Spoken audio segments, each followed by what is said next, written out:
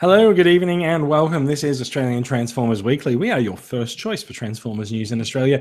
This is episode 124. We are recording live on the 22nd of September, 2017. We do record kind of late on a Friday night, so as we just pointed out in the pre-show, my yawning can get in the way of things. But rest assured, dear listener, that the yawning has nothing to do with you and everything to do with Brad. And I'm not going to name which Brad it is because we have two of them this week. We have Brad coming to us live from TCA HQ in Barnawatha, Victoria. How are you doing, Brad? Good evening, good evening. Yes, hopefully a busy week, but a weekend of fun and excitement down in Melbourne. Yes, and is South Australia having its birthday party this weekend as well, or is that next weekend? It certainly is not. It's this weekend as well, and so is Brisbane. Cool. In terms of Bradception and duplication of Brad, we attempted to run Brad through a photocopy machine, and it didn't really work. You tried to photocopy his bum, and you ended up with me, didn't you? So Brad, I need to just call you Brad and Groovy Guy. Sorry. So yes, we do have Groovy Guy, who's been a long-time friend of the podcast. It is nice to have you back on. It has been a while. How are you doing, sir? Yes, it has been a while. I haven't been on for a while because I was subjected to Transformers the last night, and I've been in hospital recovering. But it's very nice to be back. Hello, everyone. Fantastic. So to the question of what everyone has been up to this week, Brad, I think you already answered, but Groovy Guy, what have you been up to? What have you been up to for the last few months, in fact? Still buying figures, still doing an excellent review every now and again. Last couple of weeks has been Destiny 2 on PS4. Tragic alert, I know. But other than that, just generating groovy vibes all over the place. Lovely. Spreading grooviness everywhere. Fantastic. So yeah. So I'll tell you what I've been up to this week has been recovering from last weekend. So I'm just going to segue straight into it. So last weekend was the opening salvo in the TCCA 4th birthday parties. We like to do things in September around the country, and Sydney opened it up last week with a big party at Transformers 1989. Well, the event was called Transformers 1989. We took over the 1989 bar cafe kitchen at Newtown, which is a fantastic little cafe that has a lot of arcade machines that are in varying states of repair, and they were kind enough to let us have the place for Sunday afternoon and Sunday evening, and we put on a fairly nice show. In fact, if I jump over there, Brad, do you want to? I haven't shared my screen, so maybe I should share my screen before we actually start the podcast. I'm pretty sure that people would like to see what we're referencing at some point. At some point, there we go. Production. Yeah, it's all right. They're in my ear as well. That's a dirty word. Yeah. So this was the scene. So this is actually the end of Sunday night. So what did we do? So Sunday afternoon, we all gathered. We had that table in the middle full of Transformers. We cleared all the Transformers, and we did some speed forming contests. We did Transformers trivia for a couple of hours, and we also watched 3 episodes of the G1 cartoon. And these are all the people who were still there at the end of it, which is kind of amazing considering the last time we put on the G1 movie at a meetup, everyone left. Oh. Yep. Yeah, so we have been discussing exactly what we should show at the event.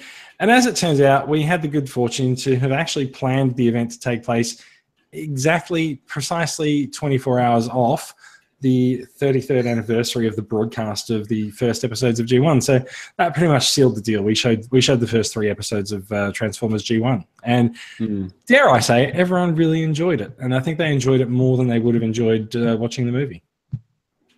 Yep. No, I got to. You also had the live stream up for the event as well, which I got 2 hours through it before I had to go to bed. But we did. Yeah, I think the main viewers of the live stream were yourself and Simon. No, there was a good there's a good number of views on the live stream. I think it got up to about 500 or so. So I think people might have been jumping in and out all night. So Wow. big thanks to people for watching the live stream. Big thanks to Michael, our New South Wales State Rep, and Joel Friedman for putting the whole event together. And a huge thank you to everyone for turning up. I'm very impressed. Yeah, that's it. We can organise these things, but unless people actually turn up to them, it can make it a little bit upsetting. But you'd massive turnout here, plenty of bots. One thing I did notice during that whole live stream, no one touched that Ninja Turtles arcade game behind them. Yeah, I kind of feel like people might have been scared to. I don't know. So here's a bit of a view of the room, like a bit of a panorama I took. You can actually just see the live stream camera right over the right on the wall. And there was sort of the upstairs area, some folks looking at dinner, I think, at that point.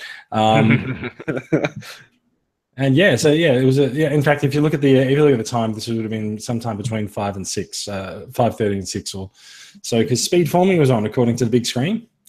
We're not going to get any audio out of it, but it doesn't really matter if we do or not. We have an example of a speed forming run, but rather than show that one, I think I'm going to go with Ben Keenan's one. Now, this was not his winning run, but it was damn close. So if we let that load up, we'll see Ben. Ladies and gentlemen. No, I think it's more Google Photos, really. Oh, fair enough. So here we go. And so I got to say, this was my technique to handle the trailer first and get that done, and then focus on the bot. Because once that's ready, like you can just leave the trailer alone. Now he did fumble here. Yeah, 10 seconds and trailer's done. Yeah, he did fumble here. He dropped the fist out there, and I think was that someone helping him out and giving him the fist back. Looks like it. I think it was. So I don't know, Brad. If you wanted to lodge a dispute over his time beating you there we go. So this is what we do for speed forming contests. Like we time a transform of it's going to go again. Time a transform of a G1 Optimus Prime, and see who is fastest on the night. And so there's also just a bunch of sort of pictures I took of the figures that were on display, and nice. Having a good look at there. I didn't even notice that book there either. But yeah, and so there's a. You also had the Meteor Convoy there as well, which you see with the English dub. Correct, we do, and we did have it. People were very happy playing Mystery of Convoy until they actually had to play it, and once people had to play it, this was basically the scene. It was just sitting there on the home screen because it's not very good. Now, 1989 does now have a masterpiece Grimlock that I've donated to them to keep up behind the bar. They have promised. Oh, wow. They've promised to take very good care of him, and Michael went to a great effort to actually redo the menu for the night. Let me just zip down here and show you. So we had the Energon menu for booze and food. I don't think we touched the actual. We didn't touch the actual cocktail names because that would have been really confusing for the staff. And so we had Energon snacks, and we had green Energon for salads and Energon mains. So the mains we did rename. So we had the Prime Burger, Laserbeak Burger, Sharktacon Burger, which is the seafood, Botanica, which is the vegetarian burger, and the Seacon plate was fish and chips. Nice. Of course, Laserbeak's the chicken one. Yeah, of course. It's close enough, right? Yeah. And so so we didn't really touch the desserts much either. But it was fun to see the effort that we could put into, and also like just how much the venue actually just allowed us to mess with their stuff for the night. So it was really good of them. And so at one point, Mikey and I sat down and did an interview for Joel's videographer. So that'll turn up on Joel's YouTube channel soon, just talking a bit about the club and its birthday and the podcast. And we talked about that last week. So the link for his channel's in last week's friendship, but I'll put it in here as well. Yeah. And so here's a little bit of a so this video actually is just sort of taking a little bit of a look at the 1989 venue. So in from the front door. We can go through here and look at that wonderful frame rate I'm getting on Hangouts. I'm sorry I thought that might come across a little bit better, but yeah. So this was actually during Kelvin's attempt at speed forming, and I think he's just been caught out on a technicality there. There is Mystery of Convoy sitting at the bar. You can't quite see it there. There's Masterpiece Grimlock, and you can just see the red TV below as I pan back here. Oh, no, you can't. Fair enough. And so here we are into the other room, and like this is where the serious Transformers stuff is happening. That's I believe that's Mikey's Fort Max with his sword upgrade kits that he talked about last week. Mm-hmm. And yeah, so we had a bit of a look there, and just to always nice to sort of have a bit of a look at the bots. Excuse me. The bots that are on display and see what's there. Yeah, because I know we're trying to push for a sort of a 1989 theme too with some of the bots that are going to be on display. Yeah. And so, so 1989 has a nice sort of I was going to say like a period piece decoration, but it's not period. But they do have a lot of video covers on the wall, VHS covers, and their wallpaper up the back is actually spread out V for Vendetta comic. So yeah. Oh, nice. But yeah, huge fun. I really enjoyed it. I hope everyone else enjoyed it as well. And yeah, looking forward to doing it again. I believe Michael is making some plans for a Christmas gathering. Don't quote me on that, but yeah. So we should have another New South Wales meetup happening in a couple of months' time. Yep. No, it was great feedback from all, so definitely great to see. Excuse me as I take a sip of my water.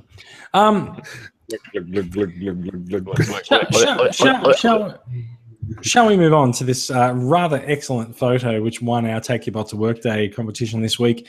This photo is from Daryl Anderson, and he's helping Nor to get back to his natural habitat because Sharkticons love water, and he's heading straight for that water there. So, yeah, we'll see how it goes. Oh, fantastic shot. Yeah, good job. Just expecting to see Home and Away show up now. He may actually get trodden on by the surf lifesavers from Summer Bay. Oh well. So, Take Your Bot to Work Day is a weekly competition in the TCA Discussion group on Facebook. There's a post every week that invites people to post pictures of their bots outside of their glass or whatever display cabinets. Take them out, put them in the real world, and seriously, that sand will never come out of that transformer. It will be found inside it forever for the next 20 years. Yeah, I mean, that one day that he took his Sharkticon to the beach and just took a stupid photo. All that exposure to the sunlight as well is not going to do the colors any good.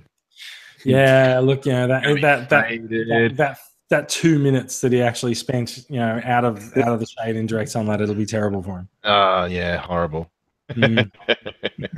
Now, Brad, you had an honourable mention for Michael Fouché there, and yeah, I actually don't have his. Actually, no, you know what I do, because if I just scroll down there we go. Yeah, because it was the highest votes we've had so far. The winner, Daryl, got 18, and Michael got 17. So, for his honourable mention for Masterpiece Ratchet and Carbon Wars Ratchet. No, Carbon Wars First Aid. So Ratchet's got to teach him how to be a doctor sooner or later, right? Yeah. Yep. And not a forklift, preferably. So we're done with Take Your Bot to Work Day. Shall we move on to some news? Let's see how dismal this week's going to be. Well, I was going to say let's move on to the news with a slight caveat for people that we did scrape the bottom of the barrel with news this week. It's fairly light on. Just an early warning for you. I admire your effort to try and talk it up in the beginning, and then we could just all hear your disdain right at the end Well, there. no, so I'll say that, but I actually really like this story. So this story came up a couple of days ago, or was it today, on TFW, about early Transformers G1 concept art.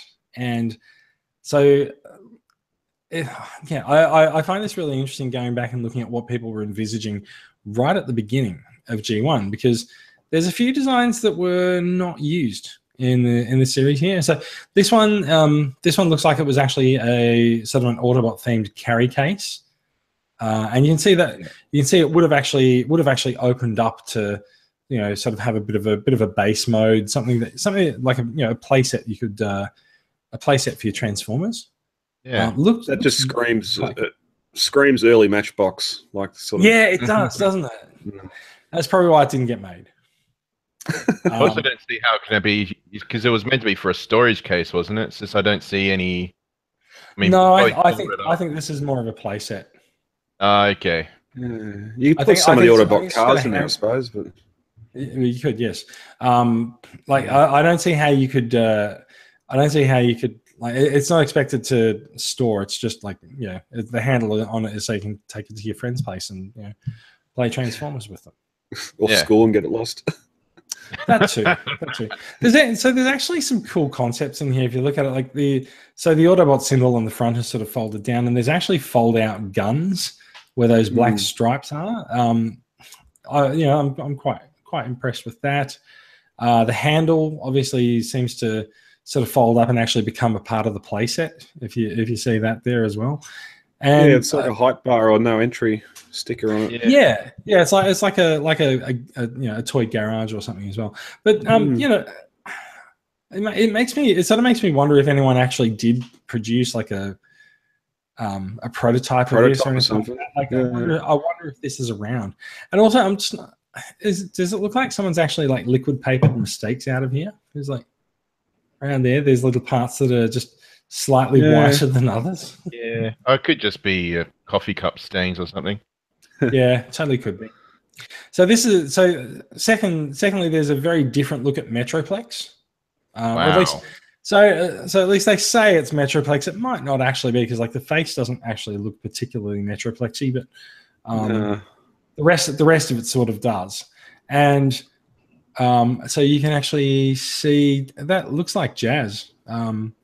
In the second shot there, sort of driving out of a garage of some kind, and it looks like either Sideswipe or Sunstreaker stuck inside his own compartment with no way out because there's no ramp.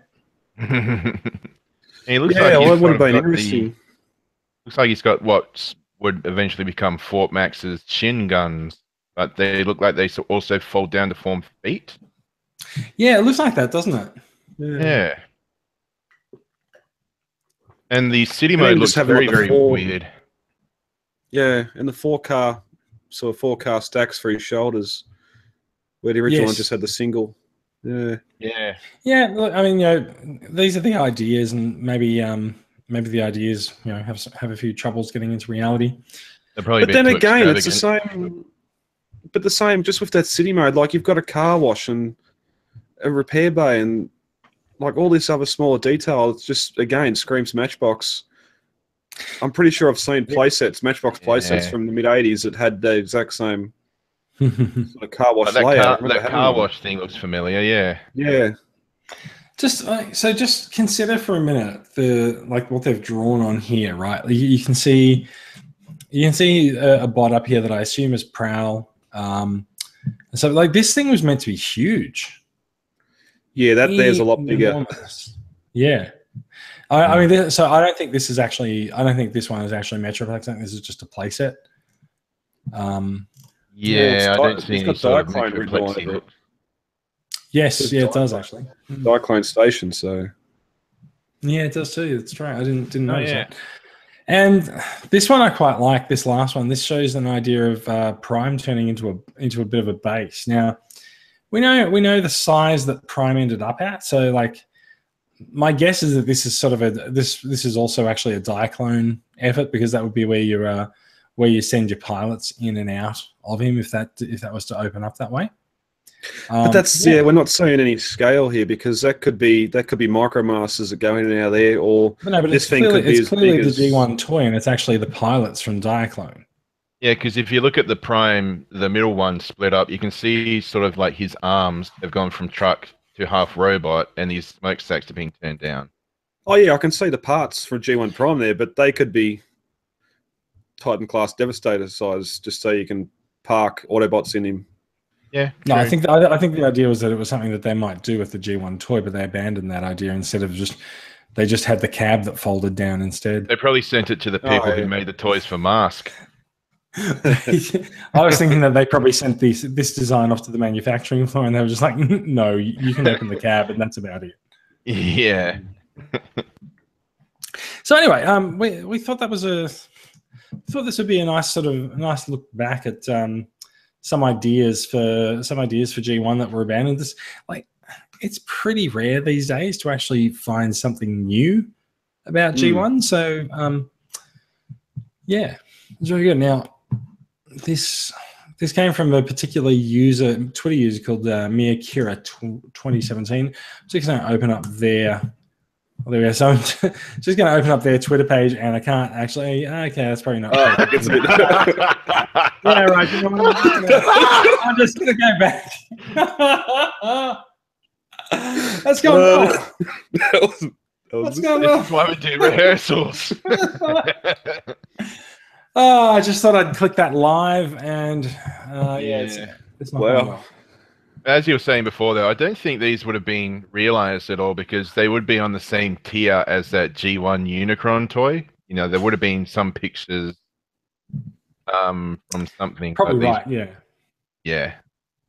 Probably just drawn up and said, "Oh, they'll be nice," but no. Too extravagant. I'm quite impressed at the level of detail that they've gone into in these sketches as well. Like that. So that Optimus Prime, like that is like sketched and inked over, and yeah, it's very, very detailed, like down to rivet lines on the toy. Yeah. Would be a nightmare to get stickers into that little section, though. Oh yeah. it might not be. It looks like the only thing that would have a sticker, it might be the back. It might just flip over.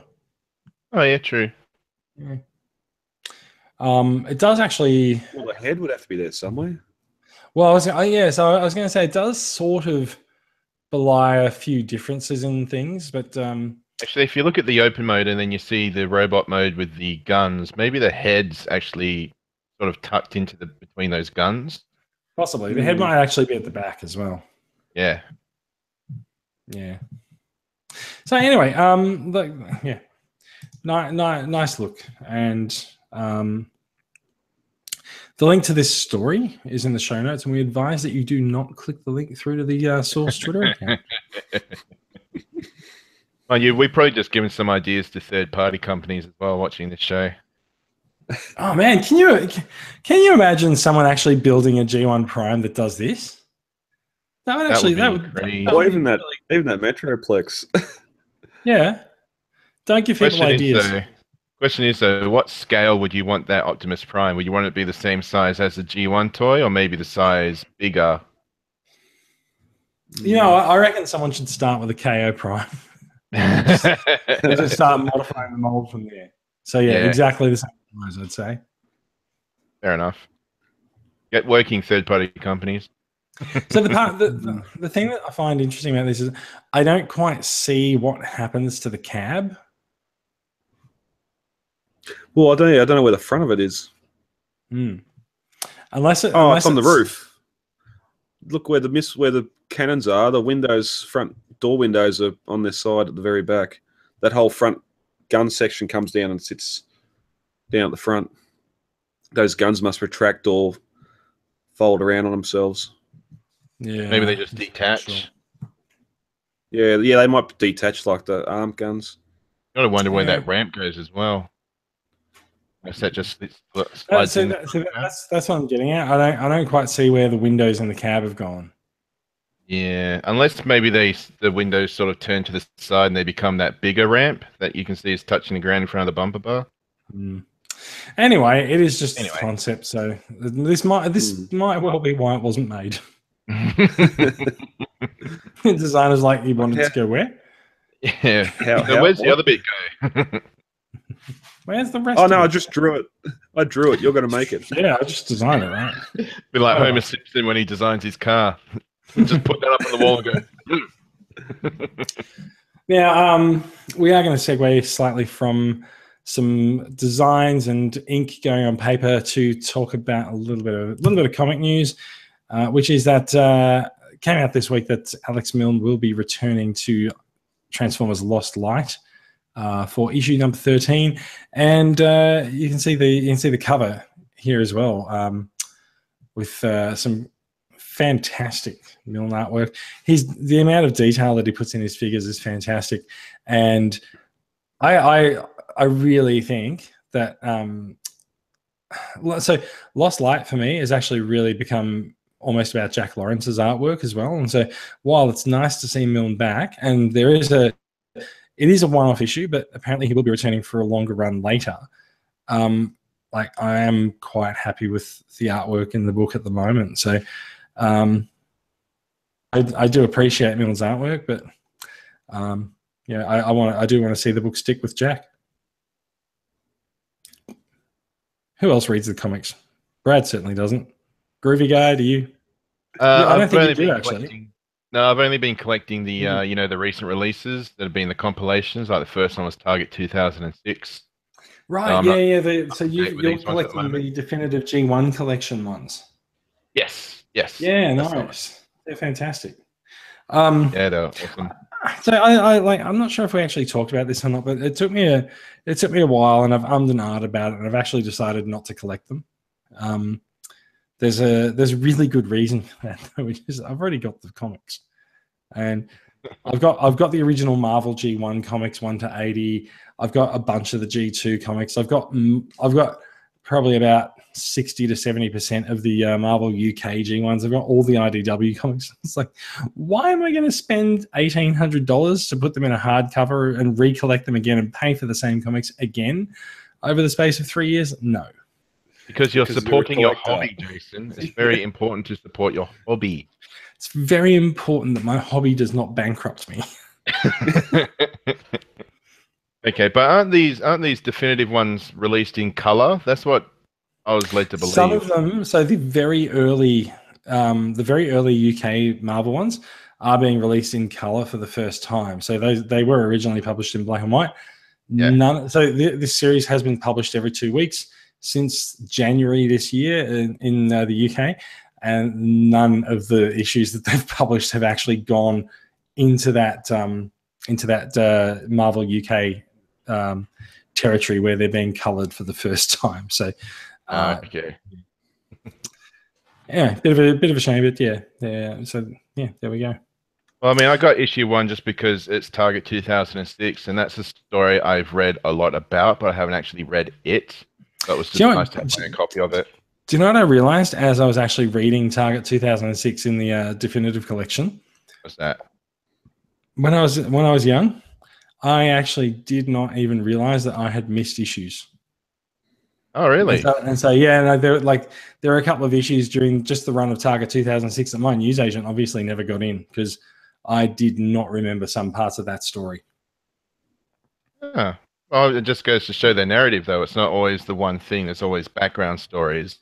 There's some of the issues you missed are probably just background issues that you didn't see. Yeah, well, so I was a kid, so I'd pick up the comic and be like, hey, what's going on this week? I've got no idea why this doesn't make any sense, but whatever. Fair enough. Yeah, true. So yeah, it is good to see Milne coming back to.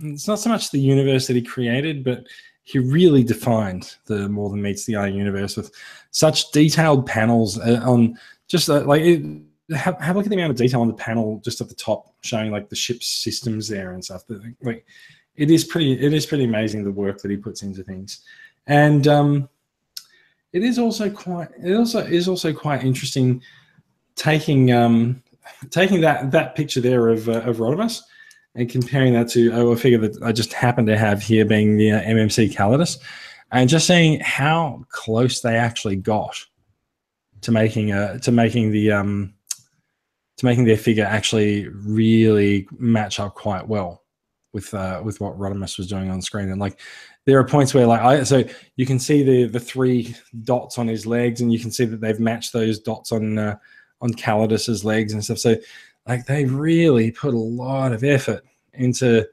getting that stuff right. It's kind of interesting as well. I can see the arrows go the wrong way. That's it. Misprint. Yeah, it's going back to MMC quality control. That's terrible. But they have done such a good job with their figures, and I do have a couple of MMC figures that I've received this week that we'll be talking about later in the show. So yeah, Alex Miller returning to the Lost Light. That's good. Now, there was a bit of a controversy a few weeks ago around this figure, the Make Toys Galaxy Meteor. Now, this guy is a third-party masterpiece style rendition of Galaxy Force Starscream, which has kind of set the world ablaze in so a few limited editions of this guy slipped out at TF Nation in the UK, and the people who purchased it have been dutifully taking photos of it. It is a gorgeous looking figure, and by all accounts, one of the highlights of the year. And it was cancelled unceremoniously a few weeks ago because the pre-orders were not high enough, or not enough for Make Toys to make money off it appropriately. This cancellation was met with a ton of fan outcry and much gnashing of teeth and unhappy, sad tweeting on Twitter and sad messages on Facebook. Make Toys has actually decided to bring the figure back and sell it at $99 US, which is quite cheap for a third-party masterpiece style figure. And frankly, I want one, and I'm going to be pre-ordering him as soon as I see someone put him up for pre-order. Brad, have you had much to do with Galaxy Force as you've been looking at the Transformers over the course of your collecting history? No, not really. I've got a little itty bitty Legends version of that mold. And I know I missed out on one of the Supreme class ones, but which is this was one from Transformers 1989. Yeah. So you can sort of see the original there versus what Make Toys has done too. Yeah. Yeah, no, my supplier hit me up a couple of months ago about putting this up in the group, and I did, and there was not much interest, and I said, yeah, no one wants a masterpiece Galaxy Force or Unicron trilogy stuff yet. It's a bit too early. Yeah, I think I agreed at the time as well, but like, and you know, I didn't pre-order it from you either, so fair enough too. But yeah. That's why it was cancelled. Well, I didn't pre-order it. Well, those pre-orders wouldn't have. Once I saw it come out, wouldn't have come in. Sure, but once I saw it come out, I'm very interested in it now. And like, I have actually always thought that the Galaxy Force version of Starscream was quite a good design. Like, it was different enough, but still, very obviously Starscream. And the Make Toys version, being a Make Toys product, he's got quite a lot of articulation, and he's got quite a good face sculpt too. You can see on the box there, he's got his sort of trademark betrayal sneer. Yeah.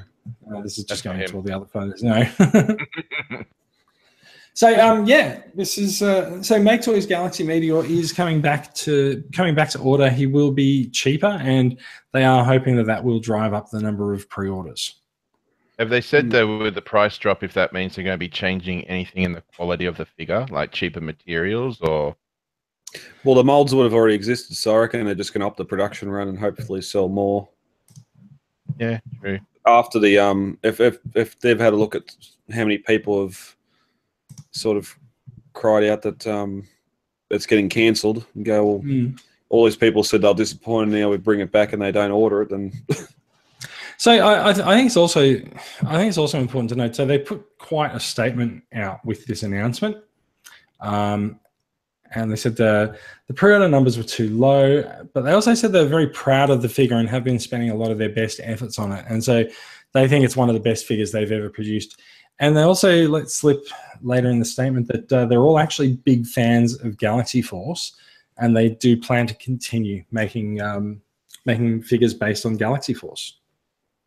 So it's not just a flash in the pan, and hopefully they'll be able to see a little bit more success. As I think they've had a really great opener with this figure. It's just a shame that it didn't catch on with the fans when it was meant to, but it does seem to have now. Yeah, definitely. I'm starting to wonder maybe if they just did that whole cancel of pre-orders just to get a bit of controversy about. Do you talking about it on streams? You're afraid that it was a false flag operation? Yes. Mr. Groovy Guy, you might be fake news. Go get some orange hair. I just with this picture though, those fingers look remarkably short. So I think what you might find is that his hand actually extends down to the blue part. So those are actually the top of his fingers. If you look over on this side, you can see the ball joint in the hand there. Yeah, I suppose. Just maybe the angle or something. It just looks like he's just dropped the beer can. He's saying, "Stupid stubby fingers." Stupid things. Yeah. So I had noticed that, but yeah, I think they're just the front of the hand, whereas the back sort of from here down is the blue part. Yeah, and did I see in the other picture he comes with a Cyber Planet key or whatever their version is going to be? Yeah. I don't know if that's going to be functionability or just a little throw-in extra piece for him to hold. Functionability. Made up words, folks. We are fake news, actually, as it turns out. What? That is actually, I had not noticed the planet key. That is cool. There might be gimmick in there for it to work. He does look really good, though. I think the closest I've come to this mold is Shattered Glass Starscream. I think he's a repaint of this mold or something, but it's a pretty different mold. Do you mean the original Shattered Glass Starscream in the real Shattered Glass series? I think you might be right about that. Yeah. If memory serves, that's a white Starscream, isn't it? White and blue? Yeah, he's done in Jetfire's colours. Yeah, okay. I don't know. I'm also anxious to sort of find out what they're going to do next. Really, they say to stay tuned to the TFCon third-party panel. I was like, that is an event that rolls around but once a year, guys. Yeah. I think I can foresee in the future of this line we're going to be getting a Skywarp and Thundercracker recolor. True. That might even be one of the reasons why they chose to do Starscream first. It's like, we can do Starscream, then someone else, then come back and repaint this mold, and do someone else, then come back and repaint this mold and do someone else again. Yeah. So the next original mold will probably be Optimus Prime. Maybe Ultra Magnus, and then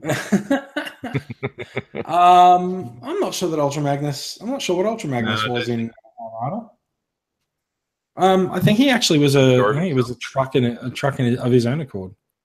I might be thinking of animated though. Yeah, no, I was thinking because there's that little Fort Max or Metro. One of the city bots is only a small bot too. Metroplex in Metroplex, Galaxy Force.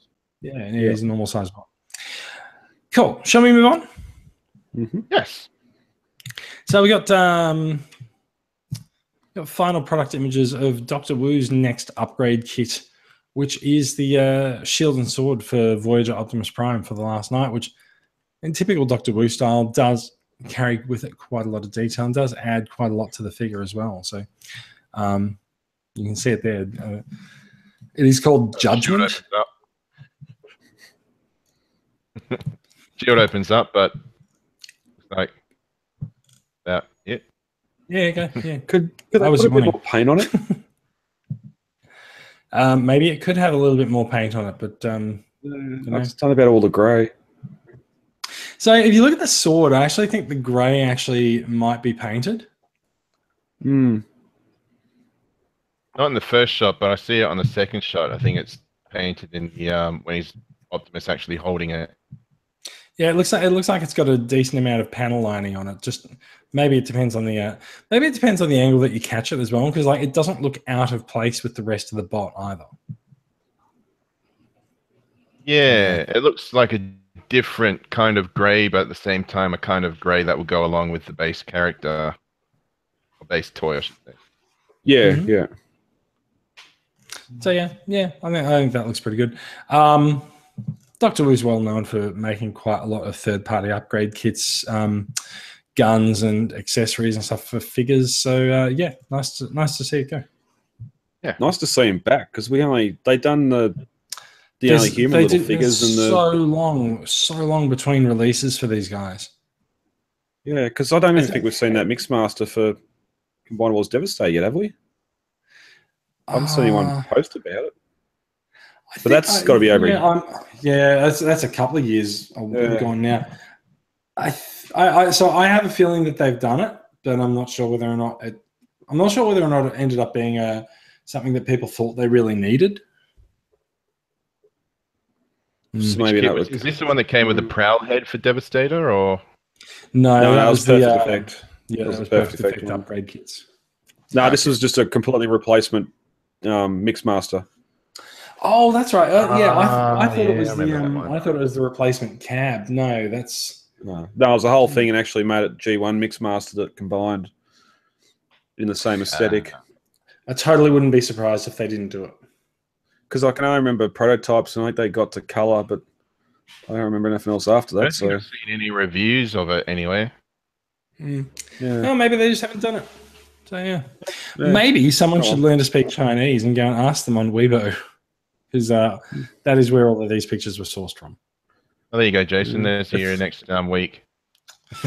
No, definitely not for me. No, that's not it. yeah, bag's not me. Brad, you're up. Yep, go on, Brad.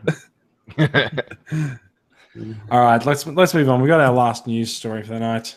Imaginarium Art has released more photographs of their Soundwave statue.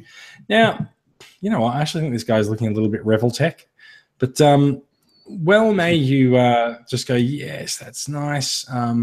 It's a cool looking statue and stuff, but he won't move or anything. Well, guess what? Everything detaches and everything can be swapped out and moved around on this guy. So there's parts you can move things around, and there's a good sort of breakup of what's going on there. You can see there's a bending waist. You could swap it with a straight waist. So you can actually do quite a lot with this figure, and essentially, you can make him pose the way that you want him to. Or close enough. Yeah, just not in tape recorder mode. Yes. Well, you kind of can, right? Like you just take that part out. Just take the chest. Good point. So in the pre-show, Groovy Guy, you made the point that this guy is effectively the most expensive action master ever. Yep. I put a 3D puzzle too. Well, I put it to you that perhaps he's actually the most expensive parts former. But there's a lot of challenge. Yes, there's a lot of detail in this, in the figures and the articulation there. For some reason, Laserbeak's wings come off. He's got 2 bits of articulation. You know what? I'm actually wondering whether or not you can actually take this apart, or if it's just showing you what all the parts are when they put it together. Possibly, but you also see up in one of the other pictures before all these assembly ones. There's actually a picture mentioning an exclusive rat there. That picture there, exclusive rat bat, an exclusive frenzy. I wonder how those exclusives come into play. Is that going to be? They're going to release it 3 separate times. maybe if you pre-order him, you'll get those. Yeah. Make sure you pre-order it. You don't want to see them cancelling and then coming back re-releasing it cheaper. Yeah, if they drop the price to $99, I'm probably in. Very shiny paperweight. Can I just point out? Sorry, Brad. This is 41 centimeters wide and it's 81 centimeters tall. Like that is nearly a meter. Yeah, but I was going to say I like how they point the gun there and add the height to it. Yeah, I know. Yeah. Yeah. They also do the statue. Big's wing. Yeah. It's like, oh, we'll just put the wing up so that we can say it's taller, right? Yeah. But you know, like it does actually look quite good. I didn't think it was actually that big, but wow, it's actually quite large. Mm. If you can get it for $99, definitely a steal. And then good luck putting it anywhere. Oh yeah, true. I don't know where I'd put it.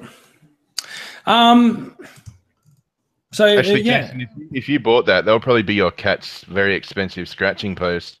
It probably would. It might. He's usually pretty good. He won't go scratching things. No, he doesn't jump up on the shelves. He fucking does. Just say you got a live action Cheetor. Yeah, pretty much.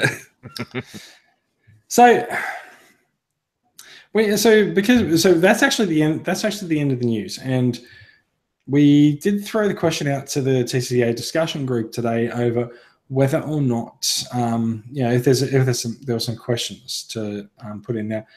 Brad, you seem to have locked the camera on Groovy Guy there, so you might want to just turn that off. I can see you. Just be glad I'm wearing pants, man. Yeah. Yes. Yes, indeed. Okay, cool. Okay, just making sure it's all right. So while we were looking at the statue, now you did bring up that Max in the discussion group had actually asked a question about what is the most important aspect of a figure to you. Is it detail, articulation, transformation, or anything else? And so, being the podcast member who likes to look at statues, which of these is actually important to you? And maybe not a figure, but anything that goes into your collection. I'd have to say probably aesthetics the biggest one.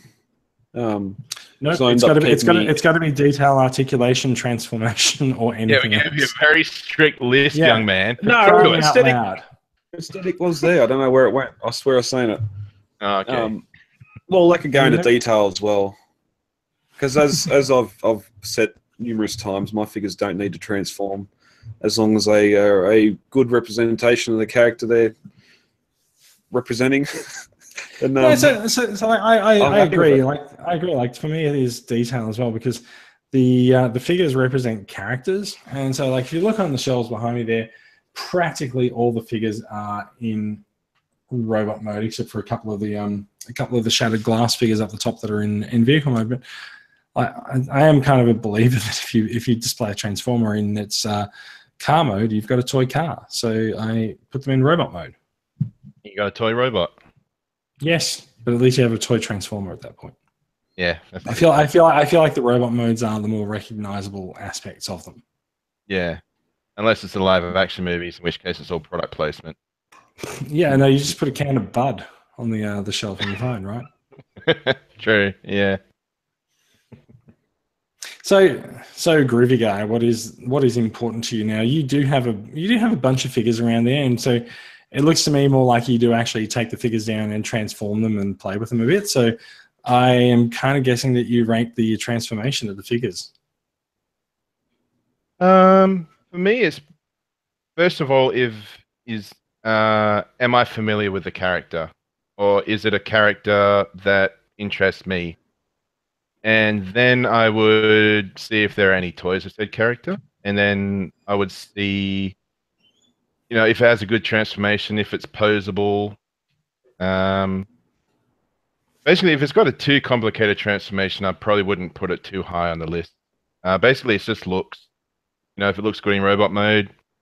I was trying to think. I don't think I have any displayed in their alternate modes, except for Primus. I've got him in Cybertron mode. Yep. Yeah, that's about it. Just basically overall looks. Does it look like the character is meant to be representing?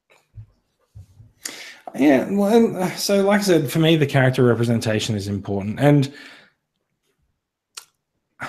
I'm not. So I'm not entirely sure that I do need to have a connection to the character to put them on display.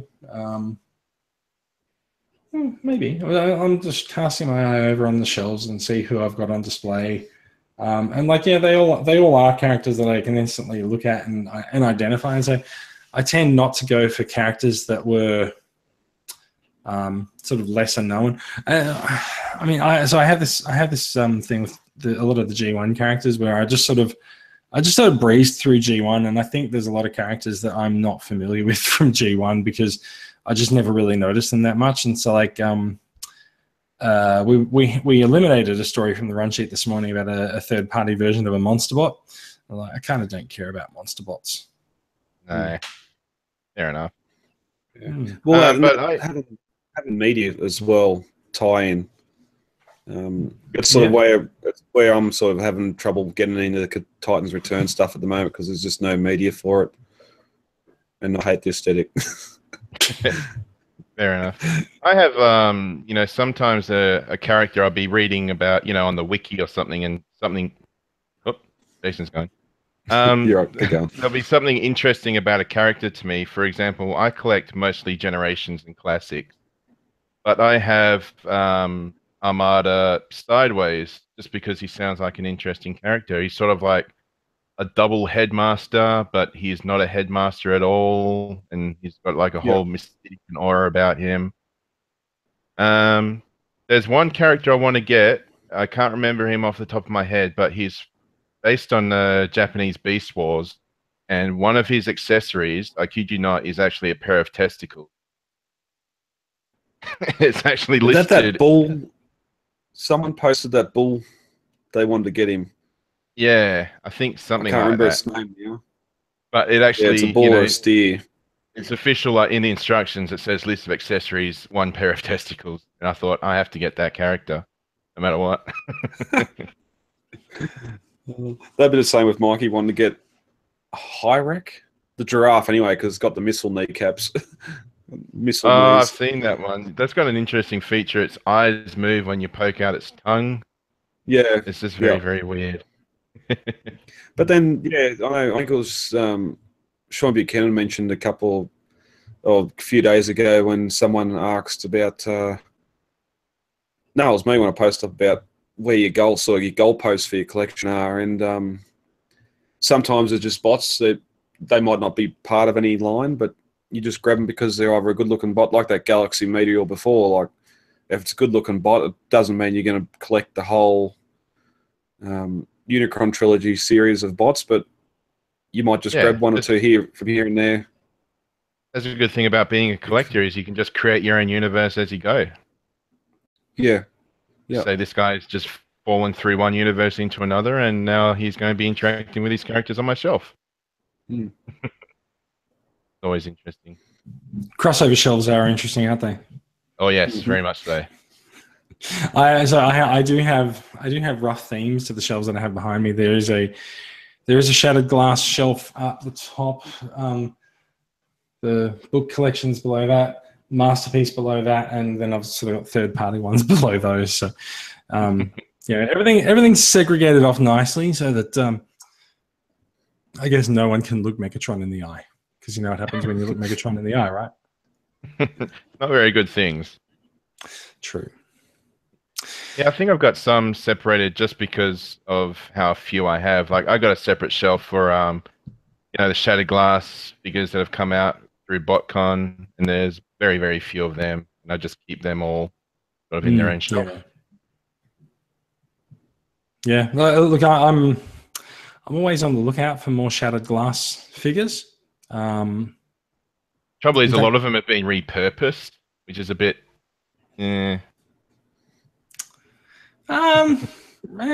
Repurposed how? How do you mean?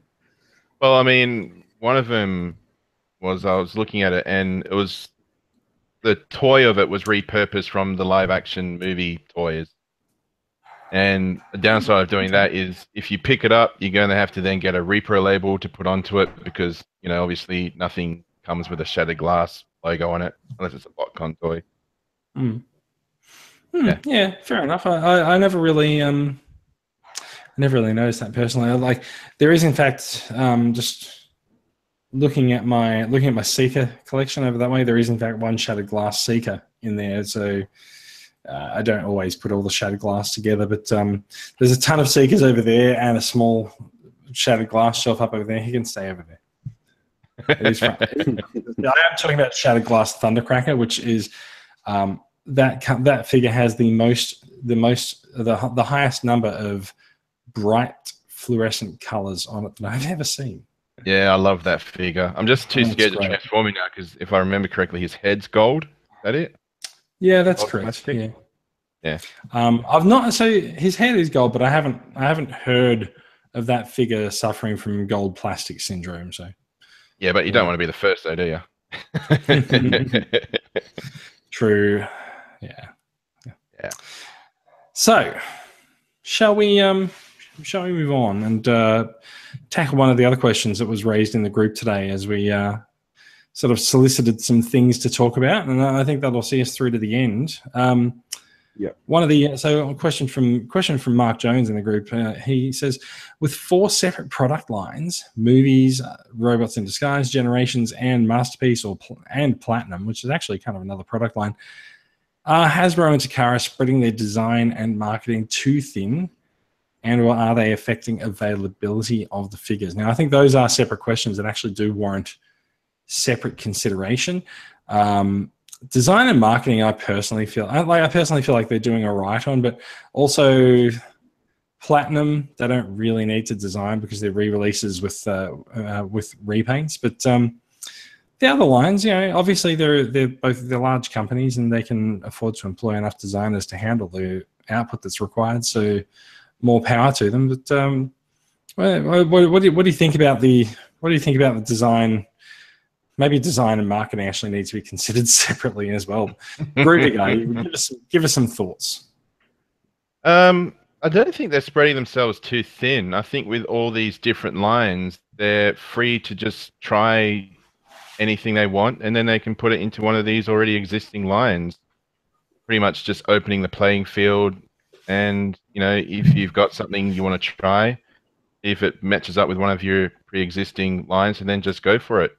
It's just pretty much a good, expansive testing ground. So I was reading a Q&A with the showrunner for RID today, where someone had complained that all your Decepticons are animal based and stuff, and he's like, yeah, well, we do have animal-based Decepticons, and it's just it's kind of the toys that Hasbro wanted to push. So somewhere along the line, someone's come up with the idea that they can make a series of animal-based Decepticons, and they've managed to shove them into the RID toy line. And they're not called Predacons. No, no, they were not. But yeah, no, I don't think it's a case of too many lines. I think it's perfect as it is because they can just test out. Put it into whatever the line they wish. Yeah, Brad, I what don't do you think like the Kara, the masterpiece side of things. They tried to push it too fast last year, and now look where we are now. There's nothing apart from a repaint here and there coming out. So they probably burnt out on that pretty quick. But I don't know. We've got Sunstreaker coming up later this year. Yeah, there's nothing between now and then. They probably could have anything on the movie line. Yeah, there are in fact masterpieces coming out. They're just movie masterpieces that we don't care about. Yeah, well, yeah, good point. But again, repaints, right? Yeah.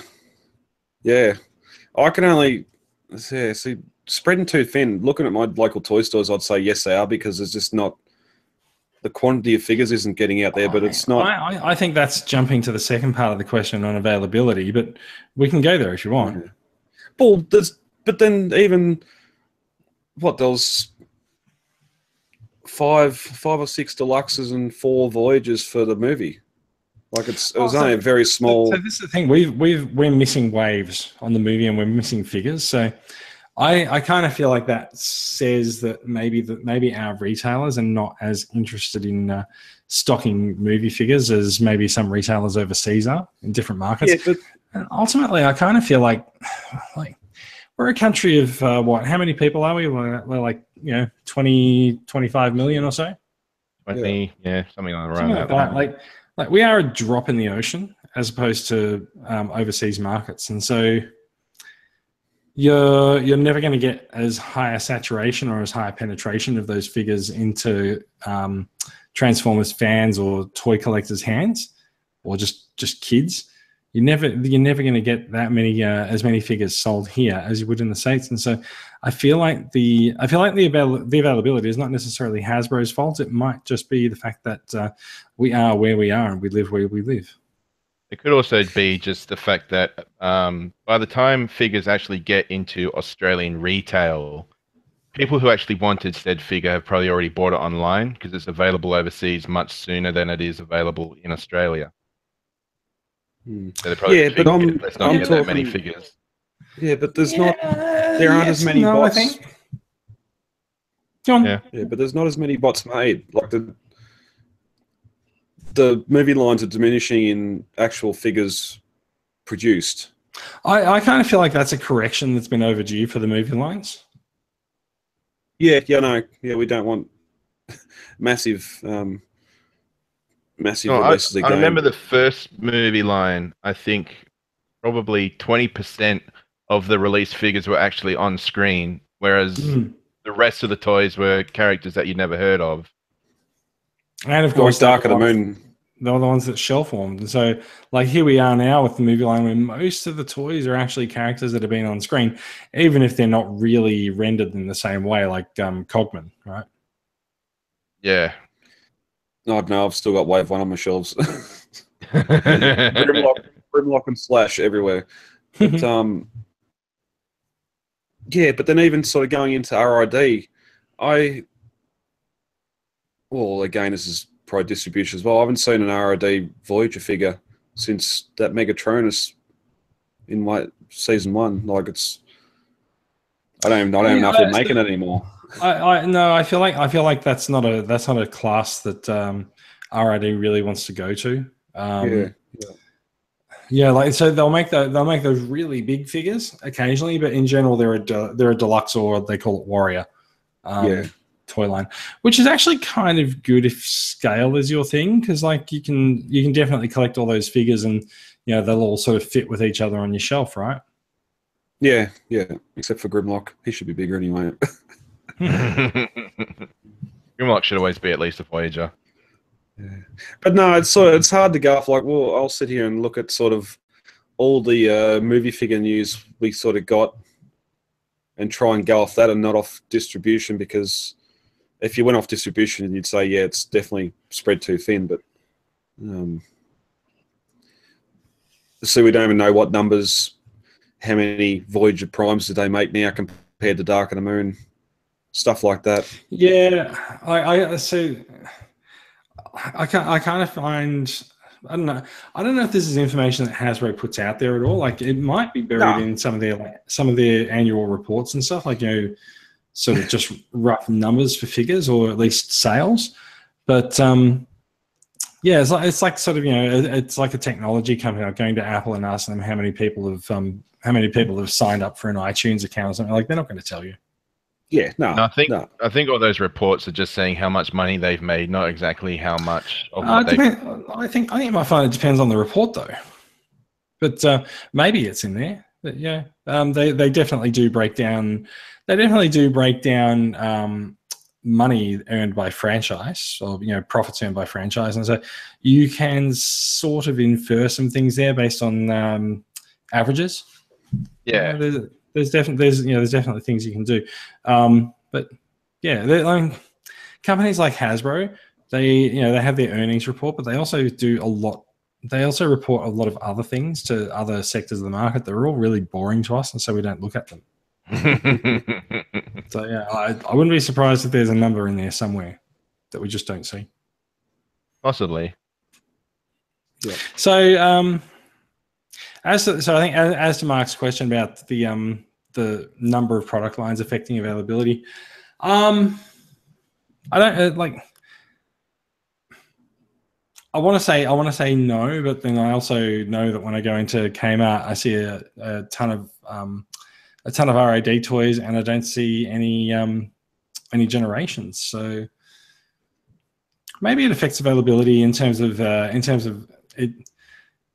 It might affect the stock that's available for retailers to get, but I'm not sure that it affects availability as such. I think that's more. I think that the availability is straight up on the retailers in terms of what they want to stock and what they want to bring into the country. Yeah.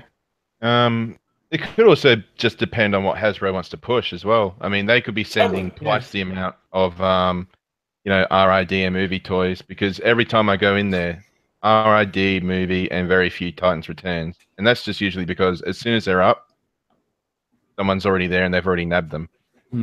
It's usually a member of TCA. The well, there's a 16 boxes of Star Wars stuff they send, and that stuff sells better.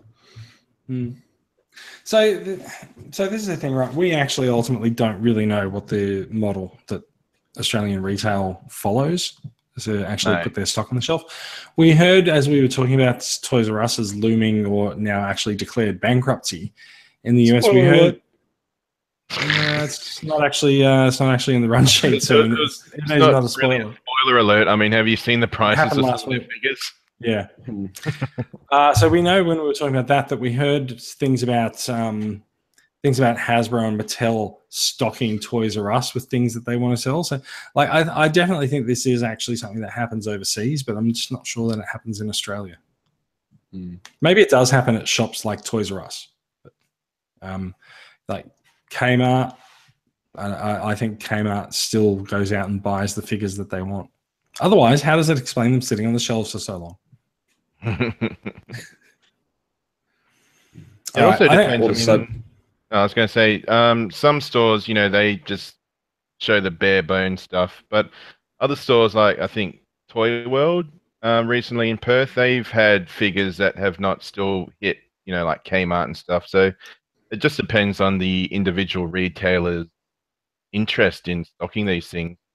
I think they were getting their supplies from the Philippines somewhere, and Kmart and all that gets all their stuff elsewhere. So it just depends on depends on Combiner Wars and what that, they want to even get. Age of Extinction, they got bots in really early. Because I remember people getting Power Glide and that weeks, a month before Target or Kmart or anyone else had it on displays, and for like $8. Right. Yeah, so. But then that could be supplier. Who's supplying from who or buying from who and everything else.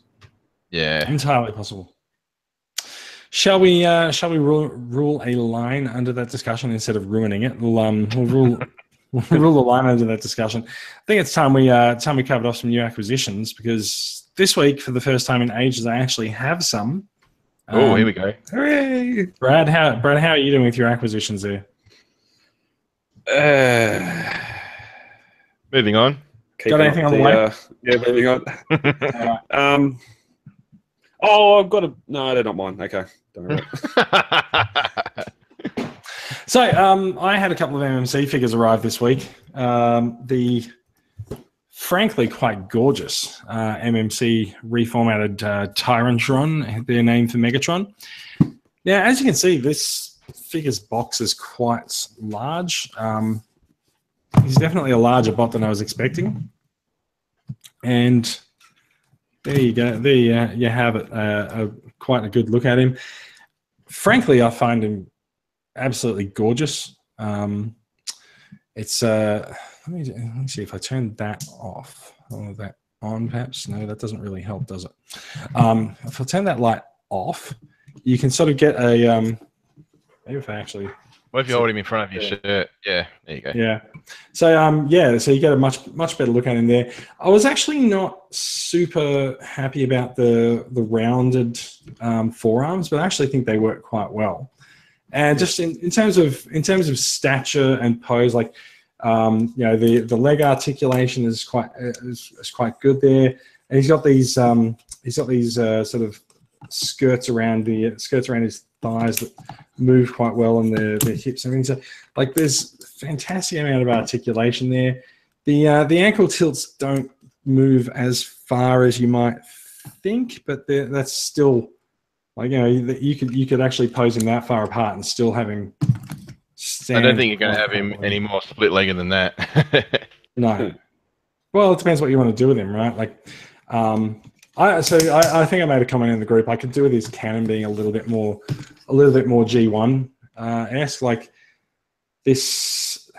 So this does sort of pass off some of the comic design, but it's some of the earlier comic design rather than the sort of the current stuff. And it also does have a bit of a tank tread just hiding at the back of his gun there. But that's okay. But he is a fantastic looking figure. There's some fairly classic.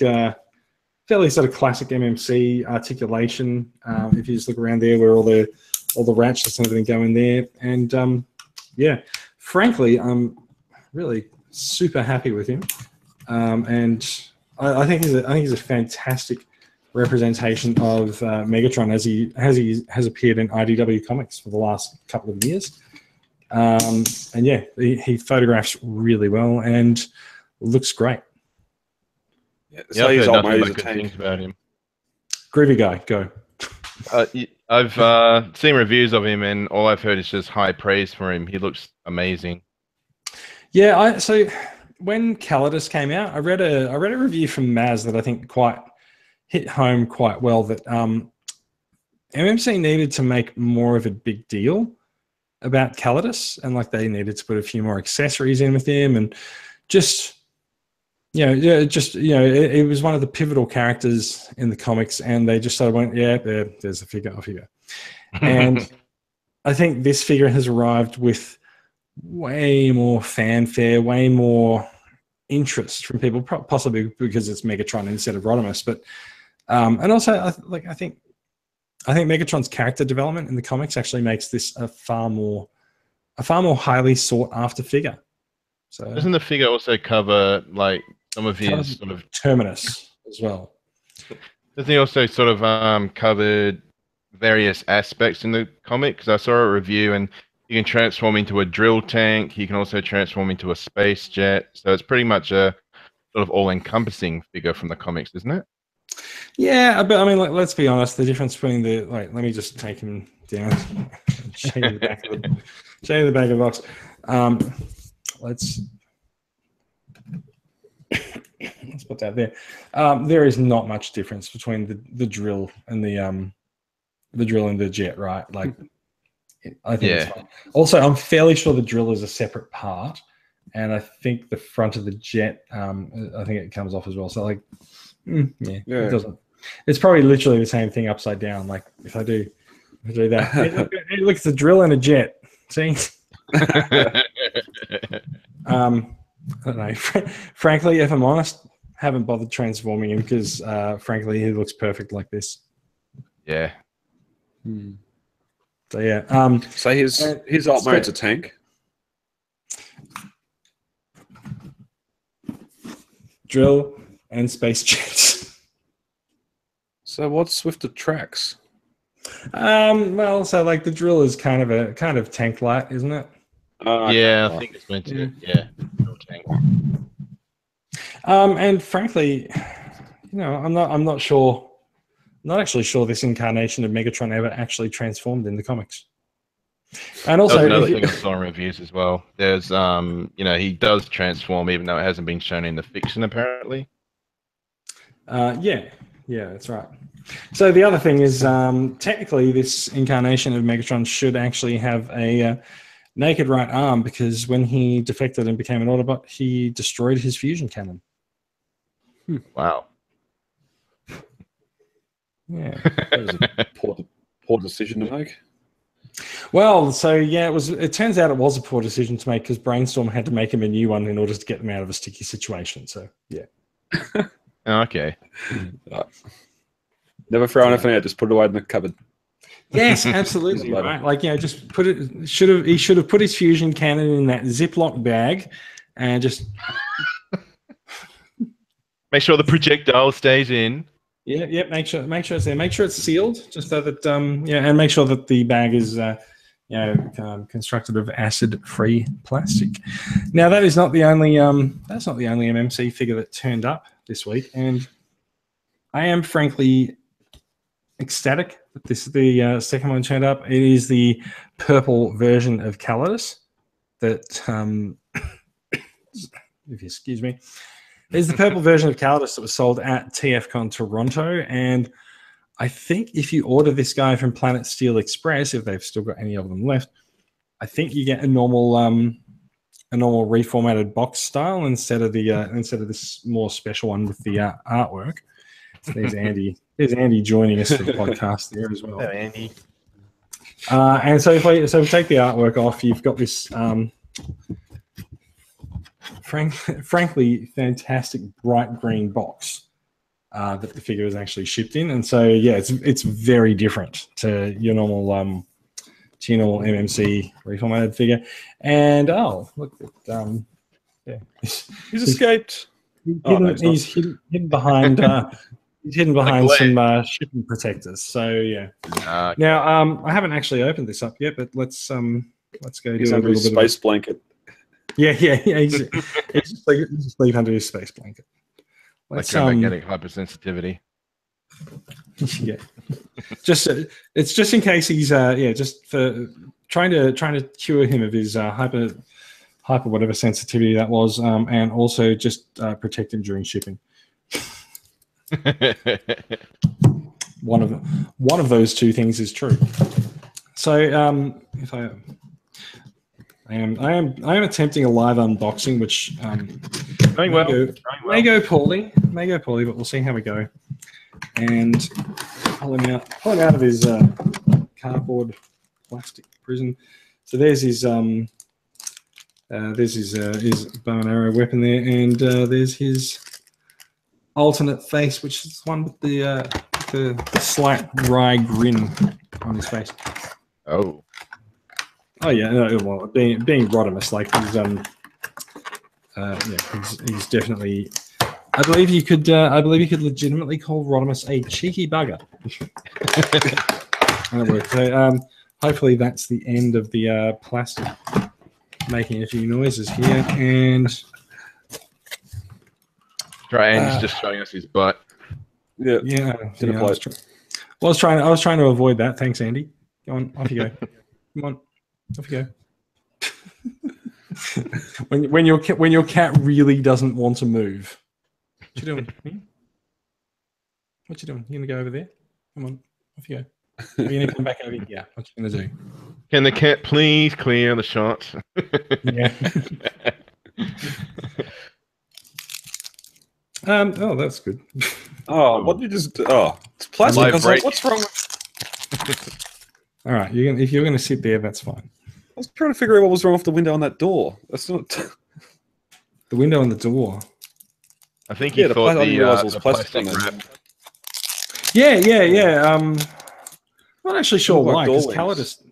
So Calidus didn't come with that, but it might be because of the finish on it, because the blue paint is probably slightly more matte than that. But it could heat up during transport, maybe. Yeah, possibly. Oh my god! Do you know what I just figured out? Like, I've been on the podcast talking about this before, right? Okay, so first of all, how gorgeous is that? Second of all, like, the original is also pretty damn good, right? Now, what I have just figured out is, I think when I was talking about the original on the show, I'll just take these. Oh no, it's all right. When I've been talking about the original on the show, I've often said, like, see those black things there? Like, his arms are really far out, and it's sort of a little bit kind of lazy. I have actually just figured that they just actually go right up against the body like that. So you went to the Hasbro School of Transforming Things.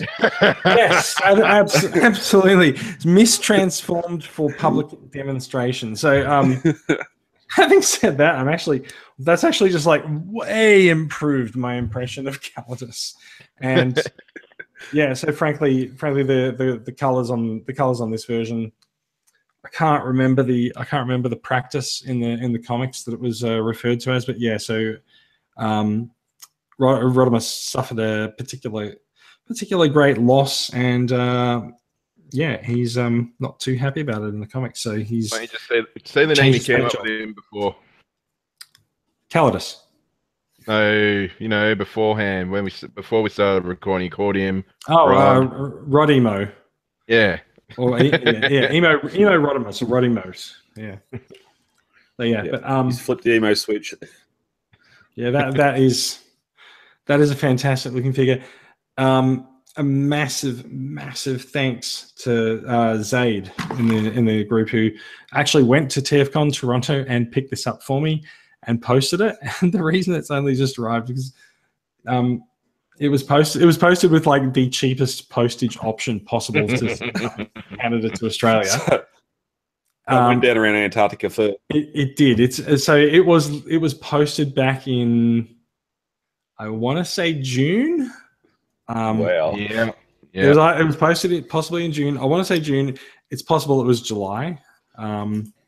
But even so it spent a good couple of months on its way to me. That's a long wait. And at one point, I was so concerned about its whereabouts that, like, sorry, I was so concerned about its whereabouts that I actually Googled how long does it take to post an item from Canada to Australia, and someone had asked on some like Stack Overflow or something. Someone had answered them and said, 2 to 3 months on average if it's it was like the lowest postage option. If it's not if it's not going on air freight. And it's absolutely correct. It was 2 to 3 months. So yeah.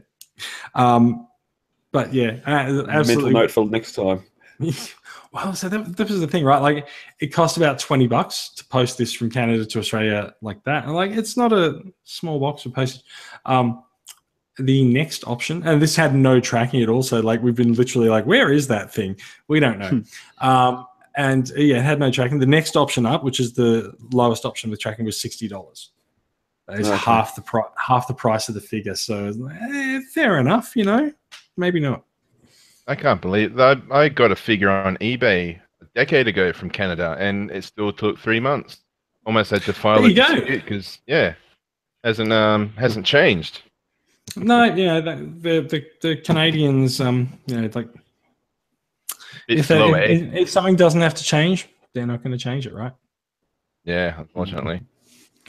So, Mr. Groovy Guy, do you want to tell us? It has been a little while since you've been on the podcast. Do you want to tell us what some of your most treasured new acquisitions are? All my acquisitions are treasured, my friend, but here's just a small sample here. Some are more treasured than others. Quite a few, obviously, Tripty Babes. There's a sticker guide to him on my... What are you giggling about? Oh, no, you're yawning. Geez, I'm not that boring, am I? No, it is like 11 p.m., so yeah. Okay, fair enough. We're not all in Perth, okay? Well, yeah, it's only just 8:54 here. Finally got Broadside after, I think last time I was on the show I said, where is Broadside? And now everyone's got like 3 dozen of him shelf warming. Have done a bit of customization on him. I removed his pile drivers. Oh, yeah. Just because everyone's saying, hey, these pile drivers are malfunctioning. I can't get them to stay down. I'm starting to think it's just design. They're just meant to be up all the time. Also flipped around the shin fins. Oh, yeah.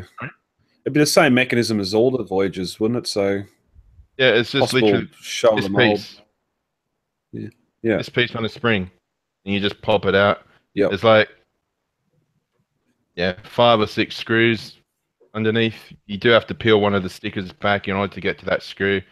Pop it out. Pop him in half, and then pop the piece out. The spring's still in there, just in case for some reason I ever want to get really depressed and try and put that thing back in. I don't think I will, though. Put it back. Misfire with Aimless.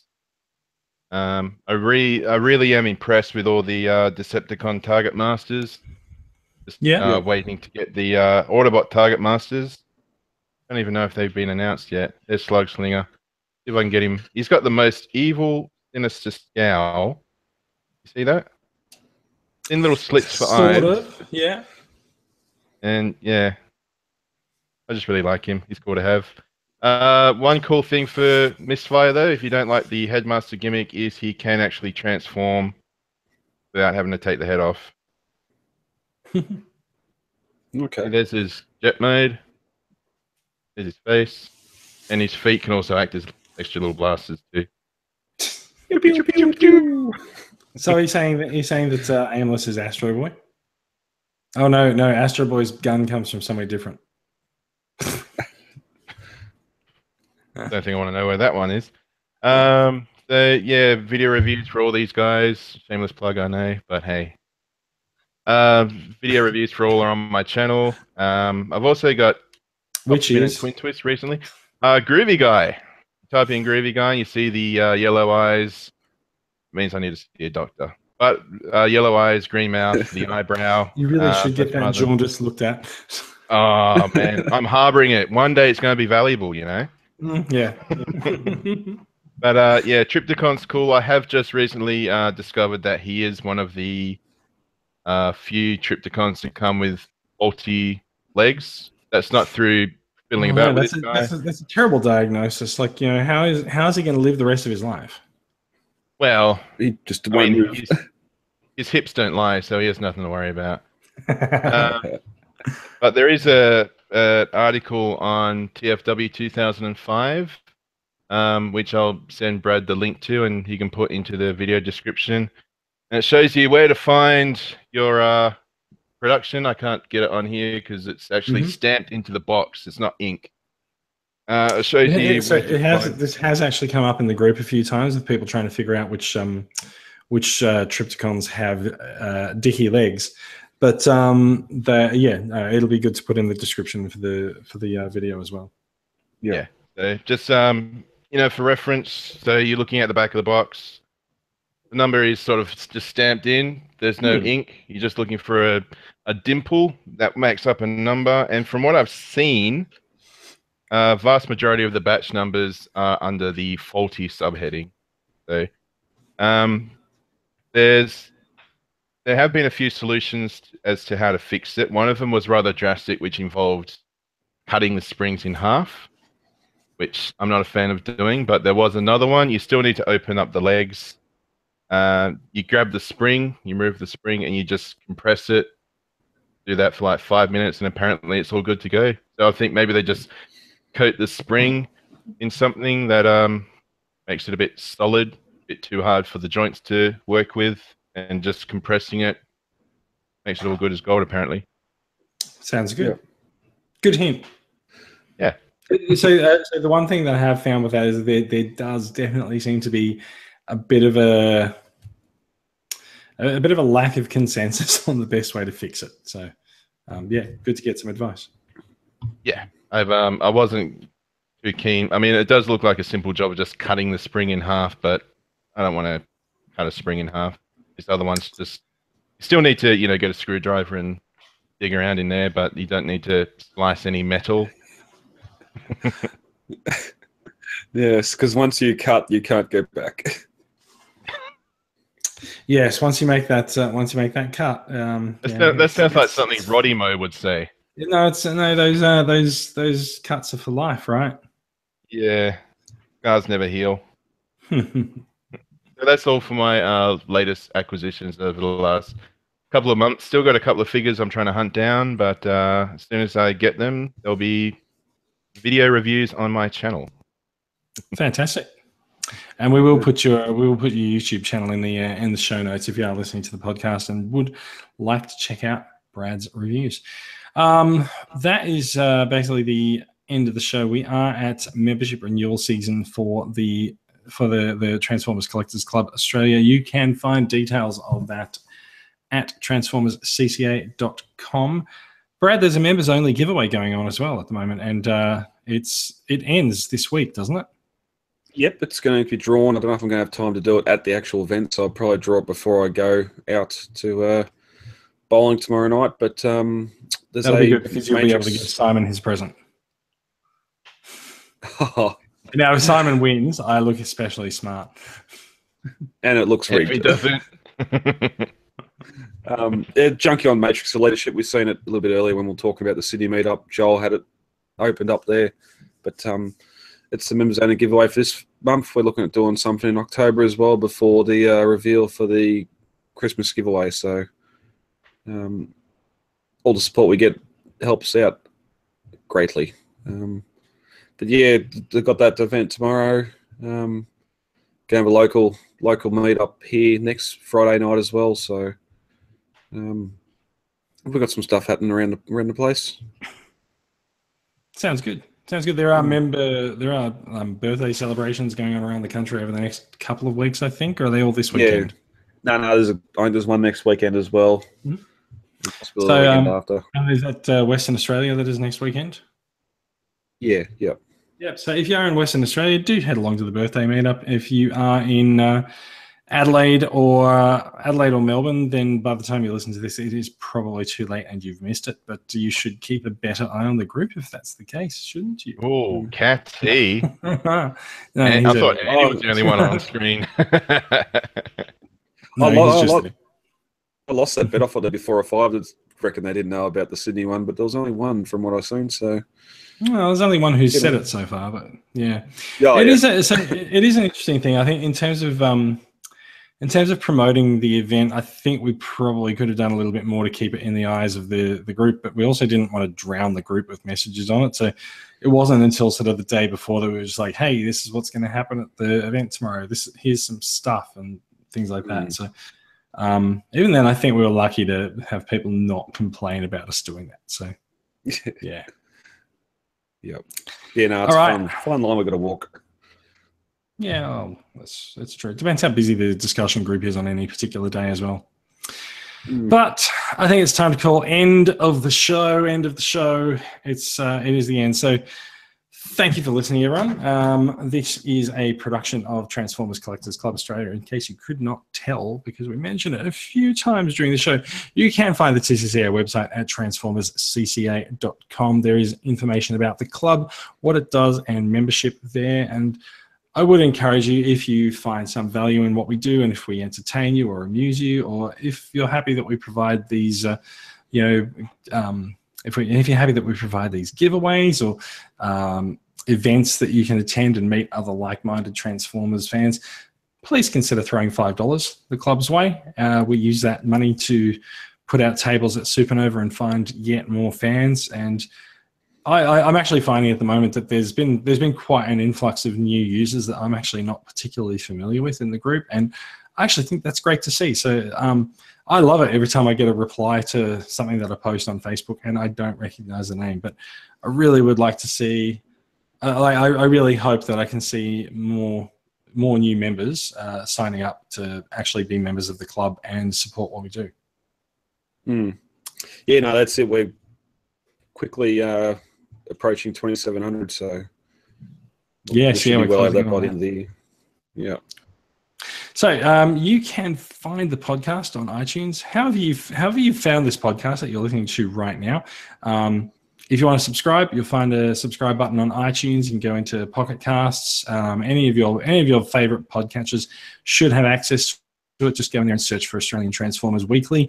And you can also find our companion podcast, Transformers Legends, which is aimed at the slightly younger stuff like Transformers RID and Rescue Bots. You can find that Transformers Legends on Facebook, and there's also you'll also find it on the TCCA YouTube channel. And the website for that is tflpod.podbean.com. So big thanks for listening if you have made it this far into the show, and we will be back next week with more news about Transformers in the world around us and how it relates to Australia. Thanks for listening. Perfect. See you guys. Toodles. Always like to have a rating on my performance turned out the podcast. Outstanding as always, mate.